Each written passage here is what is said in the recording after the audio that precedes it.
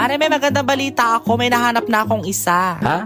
May nahanap ka na? Meron naman. O nasaan? On the way pala ko. Ayan na pala siya, oh. Hi! Ano yon? Bakit niya ako pinatawag? Ay, ano ba yan? Hindi naman yan yung hinahanap ko. Ano ba yun? Ang sabi ko, abogado, hindi abogado. Ay, ganun ba? Mare, hindi ka nakikinig. Hindi yan yun. Anong problema mo sa akin? Mare, wag mo na patulan, Mare. Ay, hindi, Mare, parang may problema eh. Ay, hindi naman sa ganun. Ang akin lang naman, ang hinahanap namin kasi talaga, abogado, hindi abogado. Ay, so parang kasalanan ko pa na nananahimik ako sa puno tapos inabalan niyo ako. Mare, hayaan mo na lang. Ay, hindi, Mare, papatulang ko yan. Sinasabi ko sa'yo. Ay, wag naman. Parang may problema yung kasama mo na yan. Eto na nga, problemado kasi talaga yan, kaya siya nagkakaganyan. Pasensya ka na, ha? Huwag kayo mag-away. Oy, bakit ba kasi kayo naghahanap ng abogado? O, ito na nga. Kaya nga kami naghahanap ng abogado kasi magpapanotaryo ako. Oo. O, di ba ang pangalan ko Orange? O tapos? Gusto ko sana ng Charmaine. Ah!